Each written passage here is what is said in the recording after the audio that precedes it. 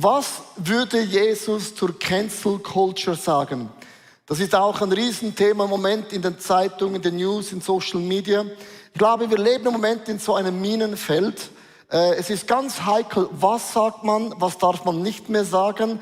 Natürlich, für mich ist das ganz schwierig. Ich bin ja ein Mensch, wo mein Herz ist meine Zunge relativ auch bald da. Aber wir werden oft auch sehr schnell kritisiert heutzutage. Wir haben auch eine Kultur entwickelt, wo man weiß alles besser als alle anderen.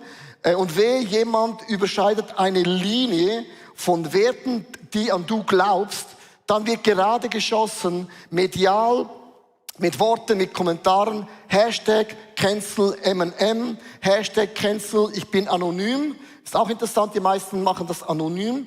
Und es bekommt oft eine Dynamik, die kann man fast immer stoppen, so Shitstorm-mäßig. Und plötzlich kommt es über dich hinweg und denkst du, ich habe nur eine Sache gesagt und es war vielleicht im Kontext nicht mal so schlimm. Und ich möchte euch ganz kurz mitnehmen, Cancel Culture kommt aus dem Englischen. Habe das ganz kurz aufgeschrieben, dass ihr wisst, von was wir sprechen.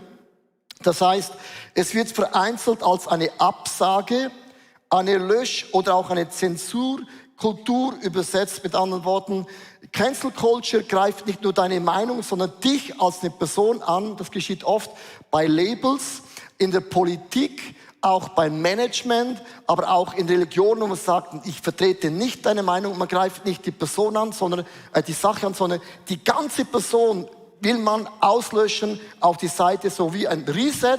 Dich braucht es nicht mehr, du bist total mühsam. Und wir Christen denken, das kennen wir schon einmal. War das nicht schon bei Jesus so? Das war die erste Cancel Culture.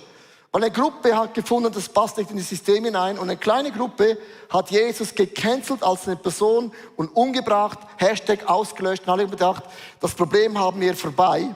Und 2000 Jahre später ist die Bewegung von Jesus größer geworden als bloß am Kreuz die Endstation.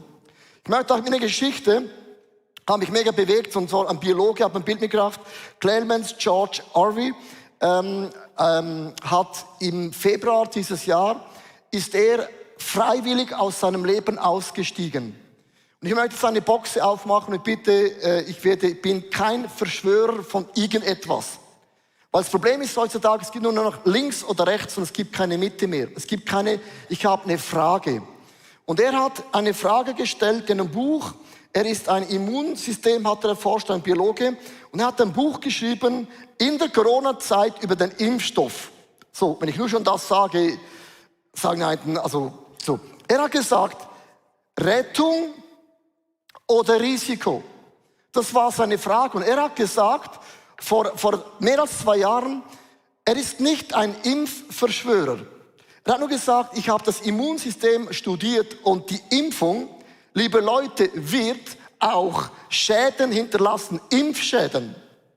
Und er hat einfach das in den Raum gestellt. Er hat gesagt, ich bin gegen die Impfung. Und dann fing ein Shitstorm an auf Facebook zuerst einmal. Das ist so ein bisschen die ältere Generation.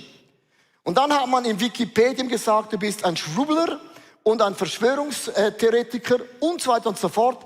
Und plötzlich wurde er gemobbt, er wurde gecancelt, er wurde ausgeladen. Und was hochinteressant war, er hat nur eine Frage gestellt.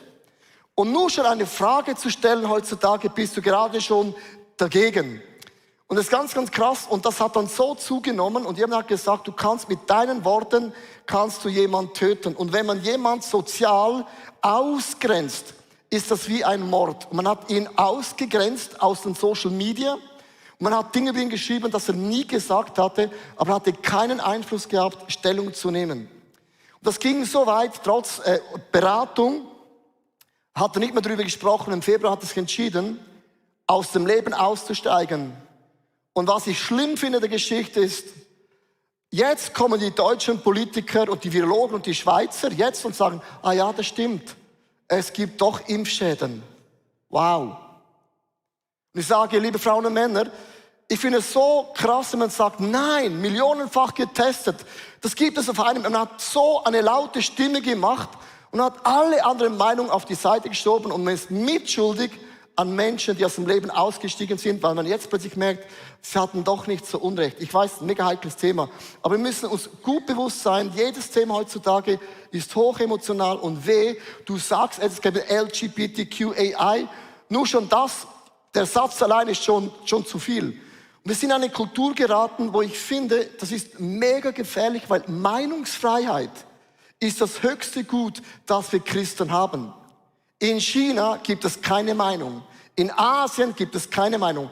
Wir haben eine Meinungsfreiheit, wo man Dinge auch anders sehen kann.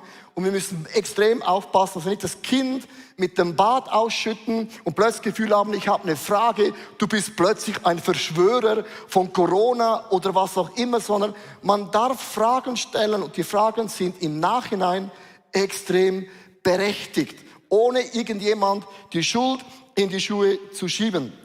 Ich möchte beginnen, was ist das Positive an Cancel Culture?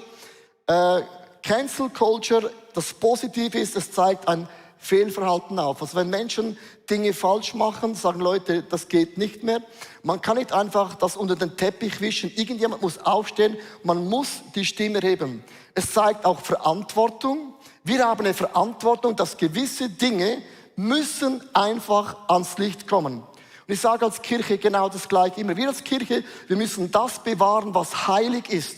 Und das ist das Evangelium. Aber das, was nicht okay ist, muss einfach immer wieder aufgedeckt werden. Es zeigt auch Missverständnisse auf, schafft ein Bewusstsein gegenüber Diskriminierung, Vorurteile und auch einer Ungerechtigkeit. Und ich finde, diese Bewegung ist nicht, hör gut zu, nicht alles falsch, sondern aber auch nicht alles richtig. Sondern es hat jetzt eine Dynamik bekommen. Man hat etwas entdeckt, man hat eine Stimme erhoben und plötzlich denken alle, auf diesen Zug springe ich auch auf. Wenn mir etwas nicht passt, egal was auch immer, bei meiner Frau, bei meinen Kindern, bei meiner Firma, in der Schweiz, dann erhebe ich meine Stimme, weil meine Meinung zählt. Und ich möchte euch sagen, komm ein bisschen runter. Wir alle müssen ein bisschen runterkommen. Du bist nicht das Zentrum vom Universum. Gott sieht nicht nur den einzelnen Menschen, Gott ist auch Gott der Nationen. Gott sieht eine ganze Nation, Gott sieht auch immer die Zusammenhänge. Und was im Moment passiert, und das finde ich ein bisschen gefährlich, dass man Minderheiten, die muss man beschützen. Und man muss auch gewisse Dinge geschichtlich aufarbeiten. Es ist mega wichtig. Man muss gewisse Dinge beim Namen nennen. Ich finde es auch gut, dass man bei den Wörtern ein bisschen achtet. Das muss ich ja auch. Ich sage gewisse Dinge nicht mehr, weil ich auch finde, das geht nicht mehr. Aber es hat eine Dynamik bekommen, dass oft eine kleine militante Gruppe eine ganze Stimmung macht über ein Thema. Und was die Kehrseite ist, es macht uns Angst, die Meinung zu sagen. Weil wenn du die Meinung sagst, kann es sein, dass du den Job verlierst. Darum schweigen viele Christen über ganz krasse Themen. Man spricht die nicht an, überlassen die irgendjemand. Weil man hat Angst, man verliert den Job, die Freunde und man wird ausgegrenzt, weil eine Kultur leben, die in meinen Augen sehr, sehr dämonisch wird. Und da müssen wir ein bisschen unterscheiden. Was ist das Negative an Cancel Culture? Ich habe ein paar Dinge aufgeschrieben. Man verurteilt Menschen sehr schnell. Also die Personen können gar nicht mehr Rechenschaft ablegen, können gar nicht mehr sagen, hey, das ist meine Geschichte. Also wenn man der Shitstorm draußen ist, dann kann man den fast immer stoppen. Und oft hat man dann gemerkt, eine Woche später, die Person hatte doch recht, aber hat den Job verloren, ein Management verloren. Und wenn man dann sagt, du hattest recht, gibt es oft nicht mehr zurück deinen Job.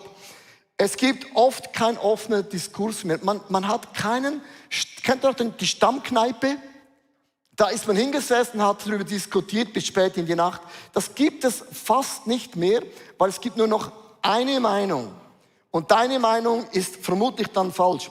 Es gibt keine Meinungsfreiheit mehr, sondern es gibt nur noch eine Wahrheit. Ist auch schon aufgefallen. Und wer definiert dann die Wahrheit? Die Wahrheit, liebe Leute, sagt die Bibel. Die Bibel ist die Wahrheit. Gott ist die Wahrheit. Und da sagen Leute, so wie ich das sehe, ist die Wahrheit. Und wie du das siehst, ist das total falsch. Es führt zu Mobbing und Ausgrenzung, mega krass. Man zieht den Leuten das soziale Leben einfach weg, hardcore. Es gibt keine Vergebung mehr. Es gab Aussagen, ich könnte euch heute 100 Beispiele bringen, auch aus der Sportswelt, wo vielleicht ein Manager ein falsches Wort sagte in einem Interview. Ein falsches Wort in einem Interview hat genügt, dass er den Job hinlegen musste. Und sie haben dann gesagt, vielleicht 3 Tage später, es tut mir leid, ich war unter Stress, ich hatte Druck mit meiner Mannschaft und wenn man sagt, es tut mir leid, gibt es nicht mehr. Es gibt keine Vergebung. Es gibt kein Zurück mehr.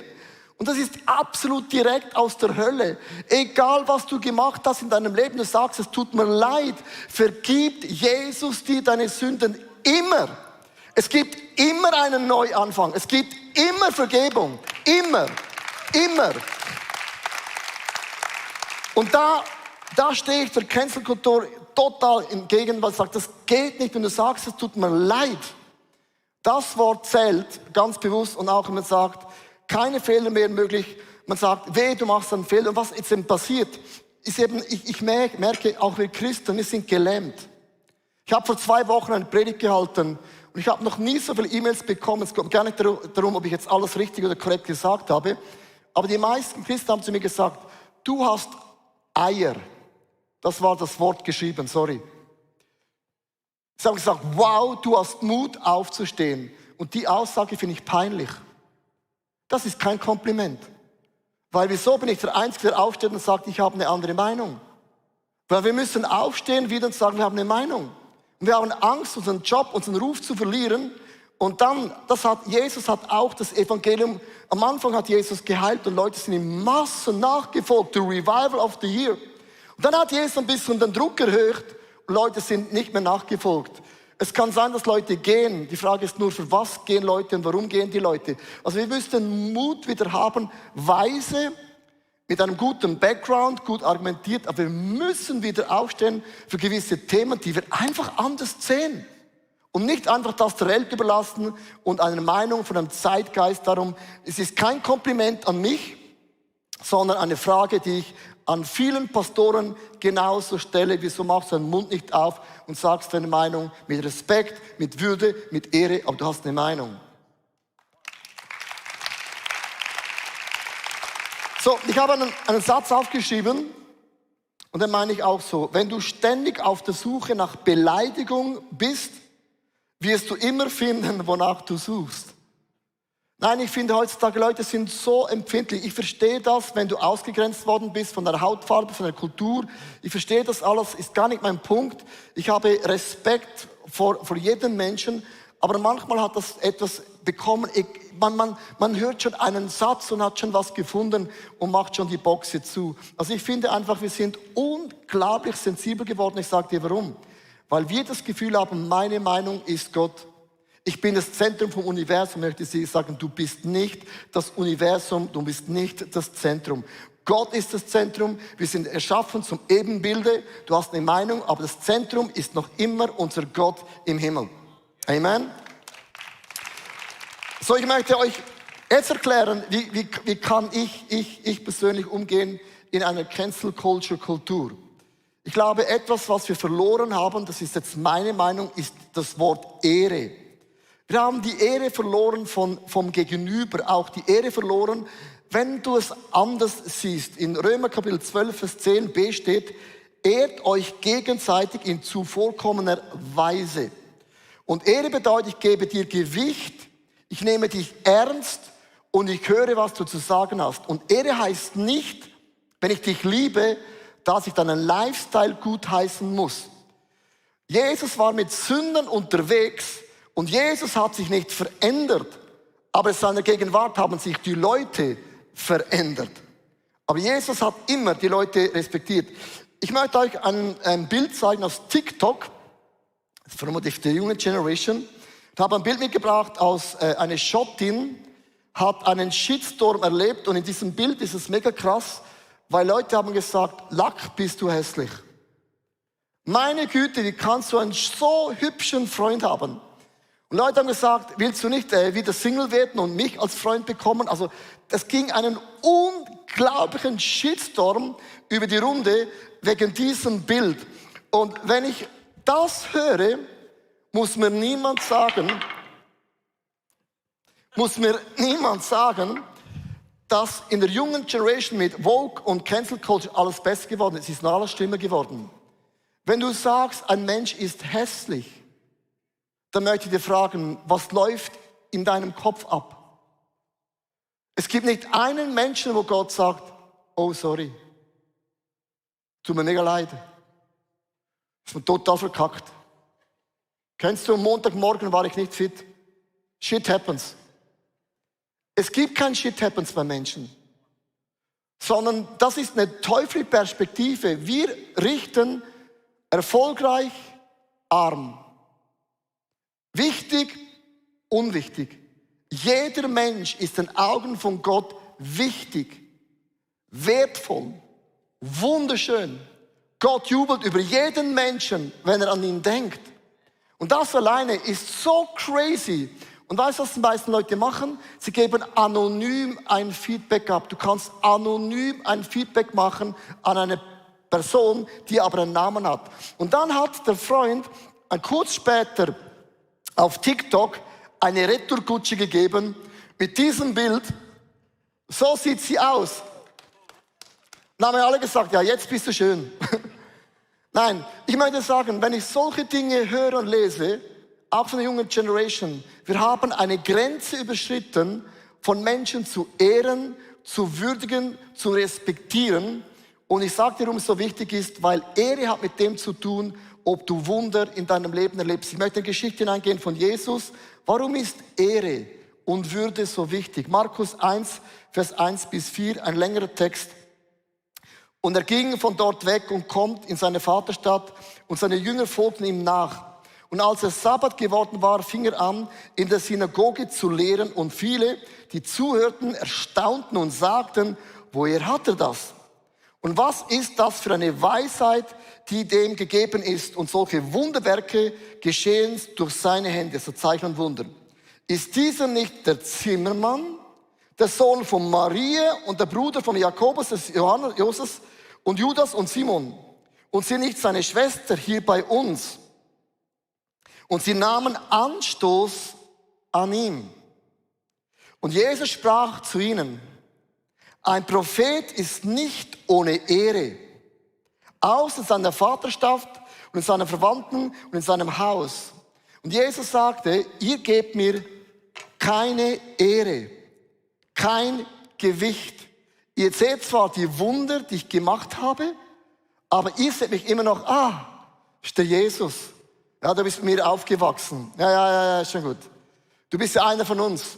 Und man sagt, jeder ist normal, bis du ihn gut kennst. Und dann entsteht etwas ganz Schlimmes. Plötzlich siehst du nur noch die Fehler, den Leo mit der Lederjacke, mit der schönen Frisur und dann mit dem Gurt. Und dann wird kritisiert, weil du alles siehst, was nicht gut ist. Und plötzlich vergisst man, die Ehre bedeutet, du bist ein Mann, ein Sohn, eine Tochter Gottes, du hast eine Würde, du hast eine Perspektive. Gott hat in deinem Leben so viele Wunder gemacht. Auf was schaust du? Auf das Leben oder auf die guten Taten von diesem Gott im Himmel? Und Jesus konnte in seiner Heimatstadt keine Wunder vollbringen, weil Ehre geraubt worden ist. Wenn du nicht Ehre gibst, raubst du dir die Wunder in deinem Leben. Ich möchte 4 Punkte euch mitgeben, wo wir Ehre leben sollten. Wen zu ehren sind wir berufen? Erstens, ehre Gott. Was meine ich mit dem? Gott ist dein Schöpfer. Ich habe letzten Sonntag gesagt, es gibt ein Gericht und jemand gesagt, du wiederholst das Gericht andauernd. Mit Jesus gibt es kein Gericht mehr für uns. Sage ich, ja, das stimmt, jawohl, aber es gibt in der Offenbarung 2 Bücher. Ein Buch ist das Buch vom ewigen Leben.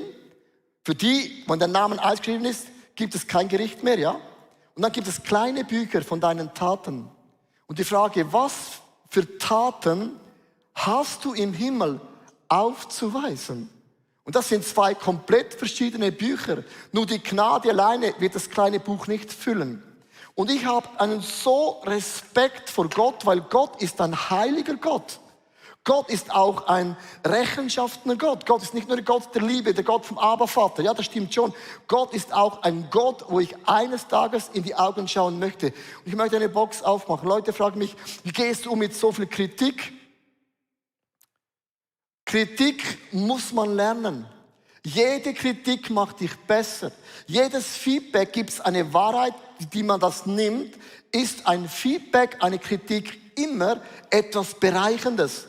Und ich habe mich entwickelt in den letzten Jahren, weil ich nehme Kritik ernst, aber nicht, wenn du mich als eine Person angreifst.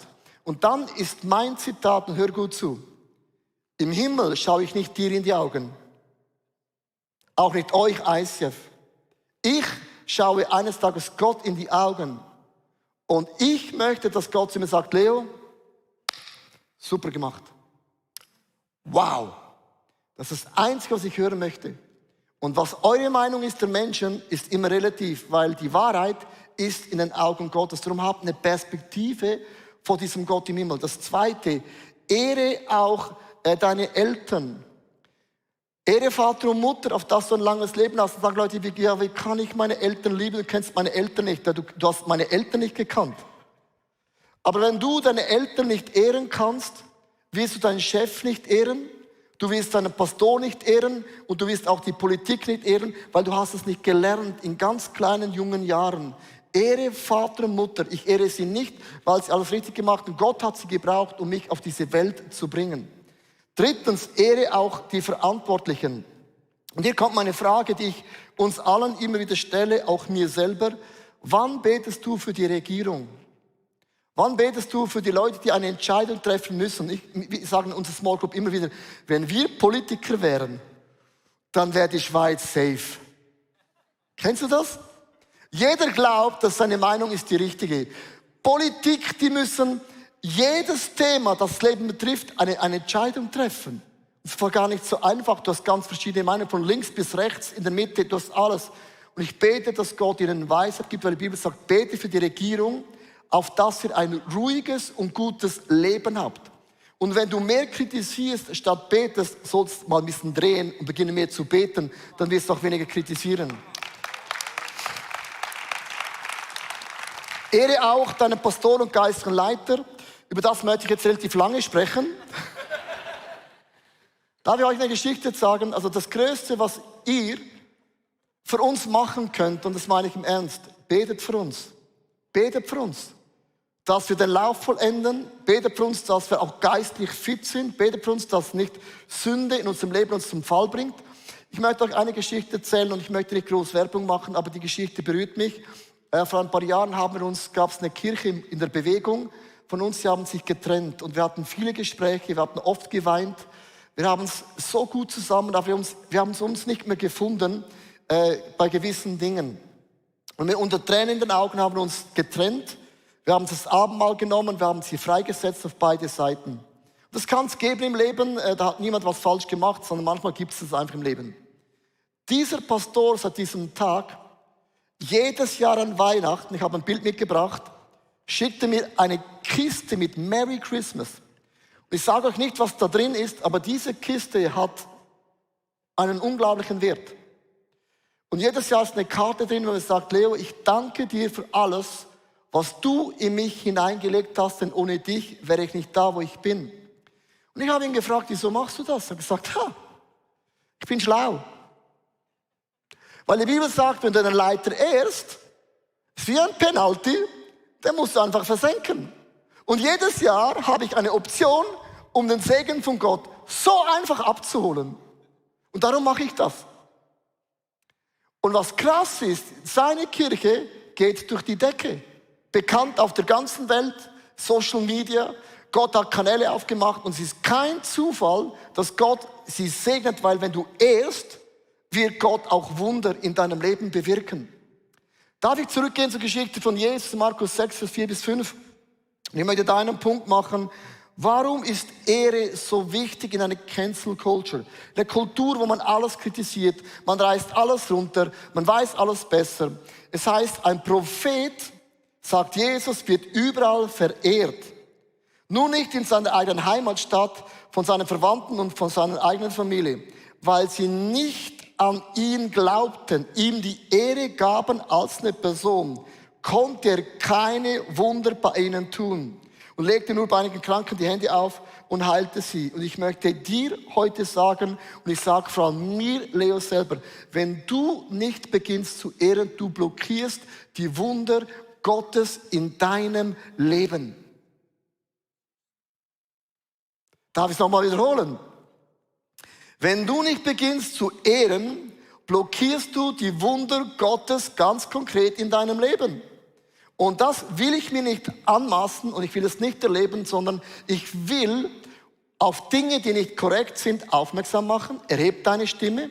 Das ist mir mega wichtig. Wir haben ganz bewusst am Vision Sonntag gesagt, wir haben einen Ehrenkodex entwickelt, wo du über Dinge, die nicht gut laufen, eine Stelle hast, wo du hingehen kannst. Das haben wir entwickelt. Du kannst deine Stimme bei uns erheben in der Church über Dinge, die nicht gut laufen, weil wir beschützen nicht die Personen, sondern das, was heilig ist in unserer Mitte. Aber hör nicht auf, Menschen zu ehren. Ich ende mit einer Geschichte, warum Ehre Wunder bewirkt.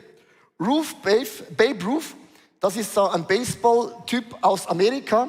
Und ich habe ein Bild mitgebracht. Er war der größte Home Run. Der hat einen Home Run nach dem anderen gemacht. Für alle, die Baseball nicht kennen. Es geht mega lange, mega prickelnd und mega begeisternd. So. Und er hat Tonnen von Baseballe unterschrieben, also Baseballbälle. Aber seine Lebenszeit hat er 7 Baseballschläger persönlich unterschrieben mit Babe Ruth. Und im Jahr 1923 an einem Wettbewerb hat man diese 7 Schläger verschenkt. Und während 86 Jahre hat man gewusst, von diesen 7, 6 kennen wir den Namen, wer diese zu Hause hat. Aber einen Schläger hat niemand gewusst, wo ist dieser Schläger. 86 Jahre dauert es. Und die Geschichte beginnt so. Im Jahr 1988 liegt ein Mann am Sterben, hat keine Verwandten, nichts. Und eine Pflegerin, Marcia, hat sich entschieden, ihn zu pflegen und bis mit Ehre und Würde in den Tod zu begleiten. Und er hat immer gefragt, wieso machst du das, Marcia? Ich sagte, hey, ich möchte mit Würde und Ehre dich in den Tod hinein begleiten. Und da hat der Mann gesagt, ich habe nicht viel Geld, aber eines habe ich, einen Baseballschläger. Und so nahm der todkranke Mann diesen Baseballschläger raus, sie ließ Babe Ruth. Und es hat bei ihr nicht Klick gemacht. So nahm sie diesen Schläger und hat sie in das Bett getan für 18 Jahre, lag er einfach dort ohne Bedeutung. Der Mann starb und ihr Job war erledigt. Und 18 Jahre lang hat sie weitergelebt, mega am Limit von ihrem Leben finanziell. Und als sie pensioniert gewesen ist, hat sie gesagt, ich hatte immer einen Traum, als ein junges Mädchen eines Tages ein Restaurant zu öffnen. Und sie wusste, sie hat keine Finanzen. Sie hat sich entschieden, mal alles zu verkaufen an Möbeln, die sie nicht mehr brauchte. So stoß sie auf diesen Baseballschläger, Babe Ruth, und ging zu einem Aktionärsgebäude. Und er sieht diesen Titel und einen Baseballschläger und er fällt fast ohnmächtig um. Und sie sagt, das ist ein Problem mit dem. Dann sagt er, du hast keine Ahnung, was der kostet. Woher hast du den Schläger?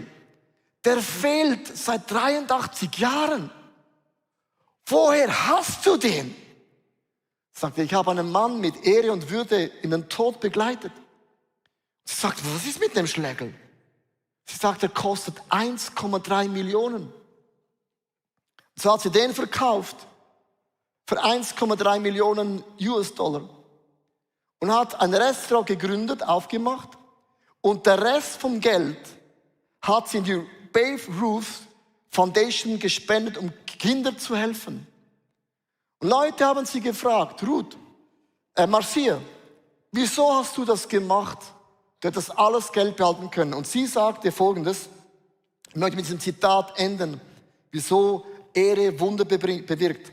Der Baseballschläger war nur wertvoll, weil Babe Ruths Name darauf stand.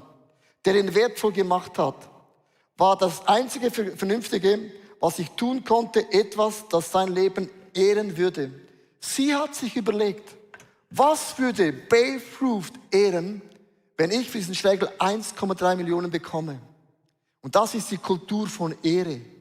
Ehre Gott, ehre deine Leiterschaft, ehre Vater, Mutter, ehre deine Leaders. Und du wirst merken, in der Cancel Culture wirst du nicht mehr so negativ reden über andere Frauen und Männer, nicht mehr so oft kritisieren. Du merkst plötzlich, wenn ich ehre, öffne ich die Wunder Gottes konkret in meinem Leben. Darf ich euch einladen, aufzustehen, live, online, Microchurches?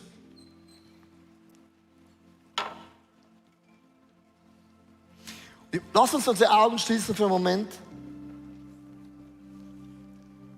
Die einen von uns, sie haben einen sehr kritischen Geist. Die einen glauben auch, es ist eine Kultur, immer das zu sagen, was schlecht ist. Und ich möchte nicht sagen, dass nicht wichtig und richtig ist, gewisse Dinge auch an die Oberfläche zu bringen. Aber Ehre ist etwas, wo ich etwas Gewicht gebe.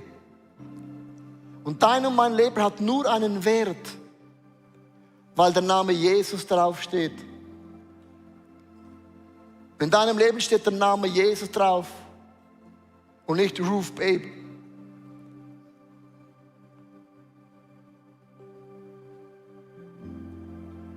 Und ich habe vor Gott vor vielen Jahren gesagt, weil ich bin auch eher kritisch unterwegs.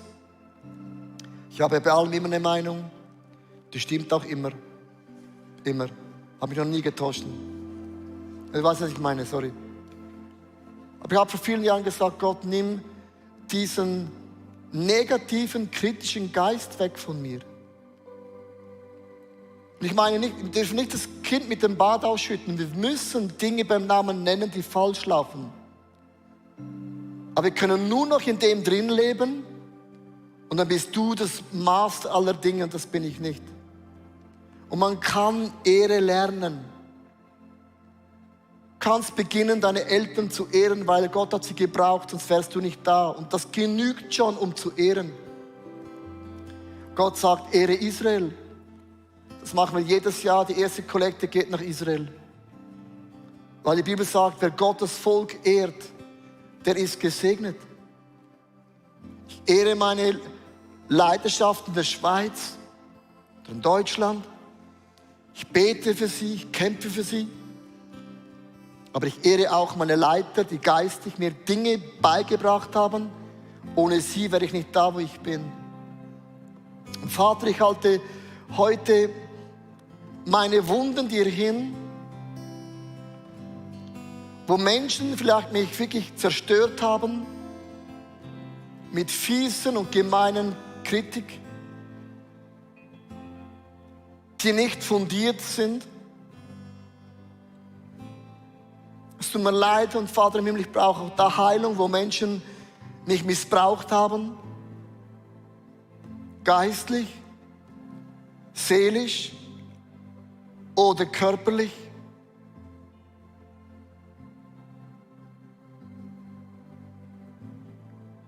Ich halte all das hier hin. Und du kannst Wunder tun in meinem Leben, weil ich gebe dir die Ehre. Ich gebe dir Gewicht. Du hast einmal Blinde sehend gemacht. Du hast schon einmal Lahme gehend gemacht. Und Taube konnten wieder hören. Sogar den Lazarus hast du nach 4 Tagen vom Tod auferweckt. Was du einmal getan hast, das kannst du wieder tun. Weil du hast dich nicht verändert. Du bist der gleiche gestern, heute bis in alle Ewigkeit. Und ich gebe dir die Ehre.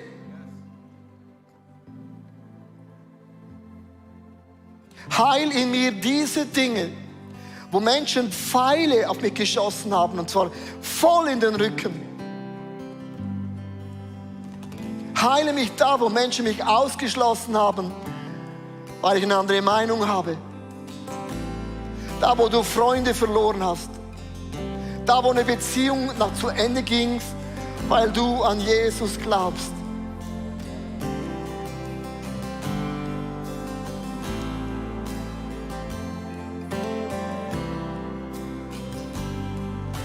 Und jetzt bitte ich dich, Jesus, heile mich. Heile mich von meinem kritischen, negativen, zerstörenden Geist. Jesus, heil mich. Jesus, nimm das weg von mir.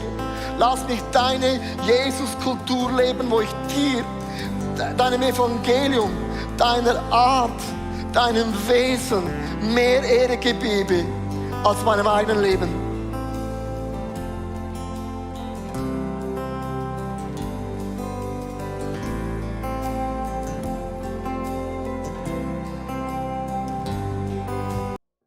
Ich hoffe, dass die Predigt zu dir gesprochen hat und du mega viel mitnehmen kannst für deinen Alltag, damit wir am Herzen von Jesus jeden Tag einfach so nahe sind und mega viele coole Dinge mit Jesus erleben werden. Wir möchten gerne mit dir in Kontakt treten und sagst, hey, ich habe Fragen, ich habe Anliegen, ich möchte mich gerne bei euch irgendwo integrieren, dann melde dich einfach bei uns, weil ich glaube, effektiv im Leben mit Jesus ist es so cool, gemeinsam unterwegs zu sein. Ja, unsere Leidenschaft ist es, dass wir Menschen positiv aufblühen sehen durch die Kraft von Jesus Christus und sehen, wie sie auch ihr Umfeld verändern. Und wir laden dich von Herzen ein, Teil von dieser Vision zu sein. Wir haben Hunderte von Mitarbeitern, Menschen, die unsere Kirche unterstützen mit Gaben, Fähigkeiten und auch mit unseren Finanzen. Und ich danke dir von ganzem Herzen, wenn du ein Teil von dieser Vision bist, auch mit deinen Finanzen. Ja, abonniere doch unseren Kanal, damit du immer den neuesten Content bekommst und informiert bist, was Gott alles macht durch unsere Church. Und es würde uns mega, mega freuen. Also bis zum nächsten Mal. God bless you und ciao zusammen.